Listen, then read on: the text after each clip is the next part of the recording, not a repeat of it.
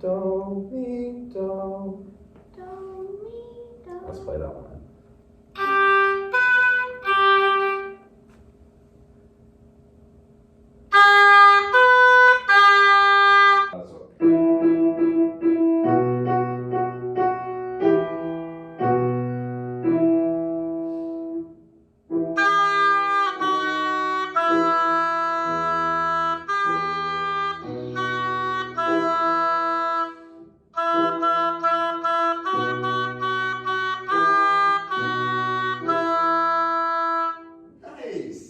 Yeah, because our goal as teachers ultimately is to help the students teach themselves how to help them become independent artists that don't need teachers. We teach the students to not need us. Happy Halloween, Oboe Files! So I was going to make this video about taking major tunes and turning them into minor tonality, but then I realized I've already made that video, so I'll put that link in the description in case you want to check it out. Oh, also, this video is going to be a little bit controversial, so if you get offended by anything I talk about in this video, please leave me a comment below and maybe we can sort things out or not. The other thing I need to remember to make a Halloween video is a costume, so let's think. Boom!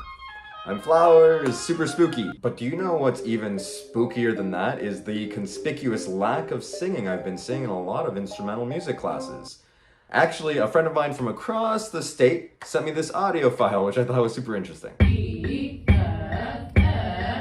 So I've actually seen this a lot during my time teaching, and heck, I even grew up with this as part of my own music education. I don't actually use this as part of my own pedagogy or really believe in its benefits at all. I actually kind of think it's doing a little bit of harm. Not that there's anything wrong with learning the notes and where they go on the staff, you know, like a lot of times we learn the face mnemonic and things like that. But I just think it's a little bit meaningless. It's a lot like reading English like this. R, d, s. It just takes away all the context and meaning when we have notes on a staff and we're just like naming them as letters instead of as pitches. Or even just using solfege. Do, mi, sol, sol, fa, re, do. Or neutral syllable, like can communicate a melody much more effectively than just spelling out note names on a staff. This is good. Can you sing that up to there? Do, mi, re, fa, mi, sol. Let's play that.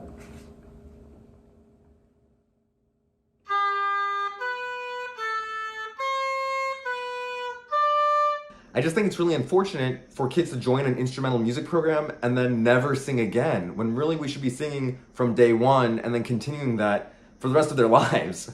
Amanecer, noche amanecer, que ya tengo frío, noche amanecer. When students get into the weeds of what they're hearing and producing, both contextually and functionally, some really amazing things can happen.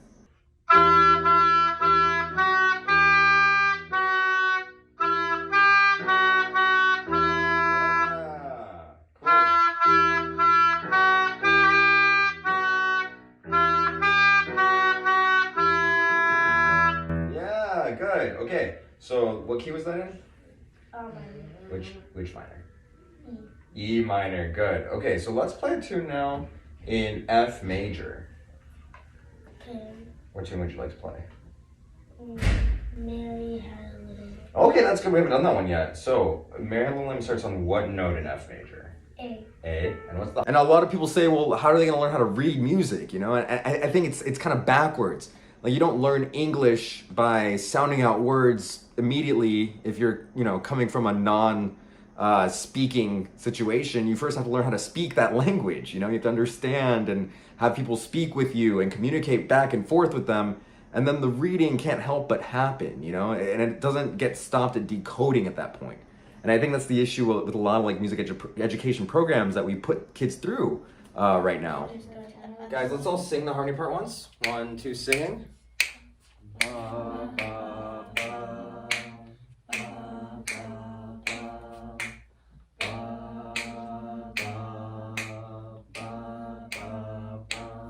Lower? Yeah. La.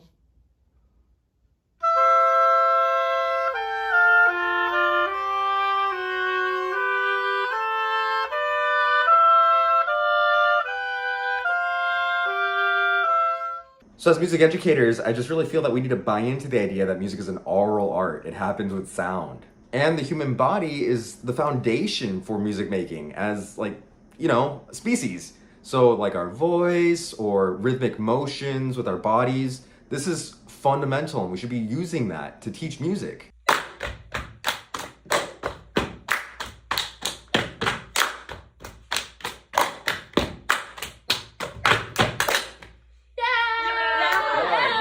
Okay, look, there's a lot of things about being a music teacher that are just like really hard. And if you're a music teacher, I want to celebrate you for doing this crazy job. There's a million things going on in the world right now, and I know that you're doing an amazing job out there at whatever capacity you're teaching in. If it's like a huge public school, private school setting, private lesson setting, however you're doing it, thank you for doing it. I think it's awesome. I just want to offer this thought up. This is something that was really given to me as a gift in my own music education, and I just want to impart that out there because I think it's really valuable for people. And I think that the music teachers who adopt this, one, it's a lot less boring. They're doing a lot of really cool and interesting things, and I think it really helps build a little bit of humanity into our musical community. If you have any tips or tricks for me, I'd love to hear them as well. So just leave them in the comments below. I can't wait to hear your ideas or your reactions. If you hate what I'm saying, also please let me know. Because I know that together we can foster a new generation of citizens who are musically literate and can interact with each other musically and create a strong society without so much division that causes conflict today.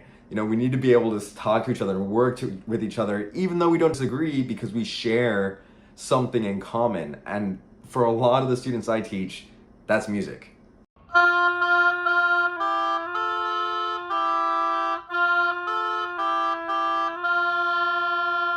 Good, let's do it in G. 2, ready?